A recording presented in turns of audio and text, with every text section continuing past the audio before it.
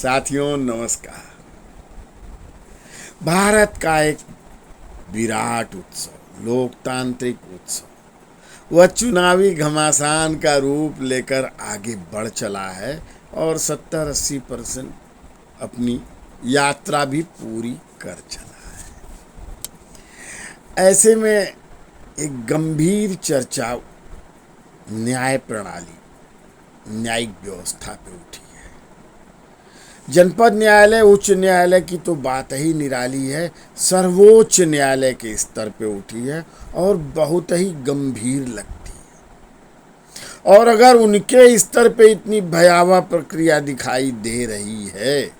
तो उच्च न्यायालय और जिला न्यायालयों में दशा क्या होगी, इसका अनुमान लगाना कठिन है। लेकिन जो भी कुछ है वो बड़ा भयावह।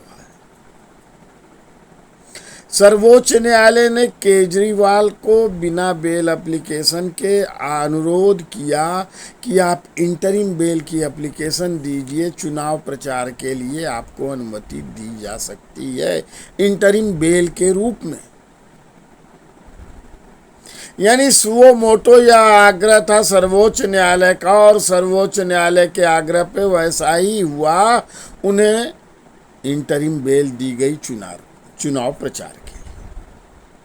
और चुनाव प्रचार में उनके लिए शर्त लगाई गई कि आप शराब घोटाले के बारे में कुछ नहीं कहेंगे। इस मुकदमे से संबंधित जिसमें आप गिरफ्तार हुए हैं उसकी वैधता, गुण दोष के बारे में चर्चा नहीं करेंगे।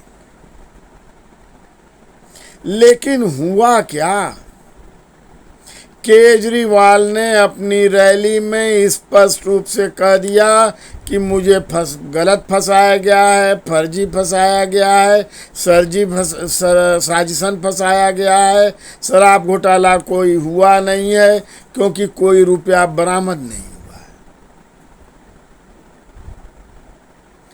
अब आश्चर्य की बात है वो हमारे न्याय प्रणाली और उसके संवेदनशीलता की कि सर्वोच्च न्यायालय की जो विशेष शर्त थी कि उसके विषय में शराब घोटाले की कोई चर्चा नहीं करेंगे, उसकी चर्चा कर दिया, पूरा खंडन कर दिया और गुण दोष पर उसकी निंदा भी कर दिया। जब सुओ मोटो बहुत से संज्ञान सर्वोच्च न्यायालय लेता रहता है और इस प्रकरण में जमानत भी सुओ मोटो दिया था, किंतु अब इस बात को सुओ मोटो संज्ञान में नहीं ले रहा है कि आपने उल्लंघन किया है, तत्काल आपकी इंटरिम बेल खारिज की जाती है क्योंकि इंटरिम बेल की शर्त का आपने उल्लंघन किया है। अब सोचिए कि आम व्यक्ति देश का जो सर्वोच्च न्यायालय या न्यायालय के प्रति घोर आस्था रखता है,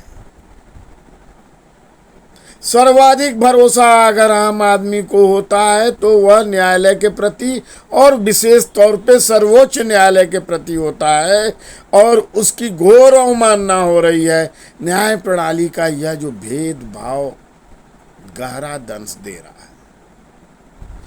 इसकी चिंता कौन करेगा। मैं ये चर्चा कर रहा हूं, मैंने केजरीवाल के जमानत के परिप्रेक्ष्य में शराब घोटाले पर जो कुछ किया, सर्वोच्च न्यायालय ने इंटरिम बेल दिया, उस पे एक वीडियो में चर्चा किया था, अपनी बात कही थी।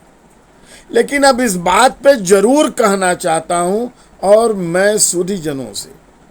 अपने अधिवक्ता बंधुओं से विशेष आग्रह करता हूं, इस पर चर्चा अवश्य करें, इस बात को उठावें। वैसे वस्तुतः तो इस बात की चर्चा बार काउंसिल ऑफ इंडिया और बार काउंसिल्स में होनी चाहिए, जिससे देश भर में न्याय प्रणाली में से सीधे जुड़े हुए और न्याय प्रणाली का एक पहिया माने जाने वाले, ऑफिसर ऑफ द कोर्ट माने जाने वाले अधिवक्ता और उनकी सर्वोच्च संस्था, प्रतिनिधि संस्था बार काउंसिल ऑफ इंडिया, उनके नियामक संस्था, बार काउंसिल्स इस पर चर्चा तो करें, क्योंकि आमजन आक्रोशित हो सकता है, क्षुब्ध हो सकता है, उसके मन में विचार विरोधी उत्पन्न हो सकते हैं, किंतु वह सामान्य रूप से घनघोर तरीके से इन बातों पे चर्चा नहीं कर पाता है और करना नहीं चाहता है, क्योंकि विधि विधान और न्याय से जुड़ा हुआ विषय है, जिसके विशेषज्ञ तो बार काउंसिल और बार काउंसिल ऑफ इंडिया में बैठे हैं, जिनकी बात का मतलब भी बड़ा होगा और कोई रिजोल्यूशन या डिस्कशंस होंगे तो देशव्यापी होंगे उसके प्रभाव। लेकिन मौन नहीं होना चाहिए।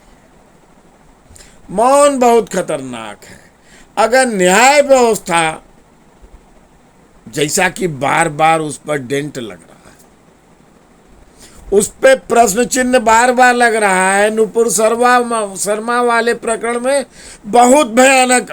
क्षति हुई न्याय प्रणाली की विश्वसनीयता, और बहुत से और भी प्रकरण आ रहे हैं, लेकिन यह तत्काल का विषय है, चूंकि चुनावी दौर है, निरंतर चर्चाओं का दौर है, और एक पॉलिटिशियन है केजरीवाल, एक अजीबोगरीब स्थिति में वो मुख्यमंत्री बने हुए हैं, उनके इन नैतिक मूल्यों पे और सोशल आर्डर पर तो खैर सर्वोच्च न्यायालय ने डिस्कशन की आवश्यकता नहीं समझी, यानी एक स्वीकृति और प्रदान कर दी कि जेल में रहते हुए कोई मंत्री और मुख्यमंत्री बना रहे, जबकि इस पर जो सोशल आर्डर, मॉरल वैल्यूज पर चर्चा और निंदात्मक बातें अवश्य अपेक्षित थी सर्वोच्च न्यायालय से। खैर, अब आगे इस पर चर्चा तो हमें बढ़ानी चाहिए। जय अधिवक्ता समाज।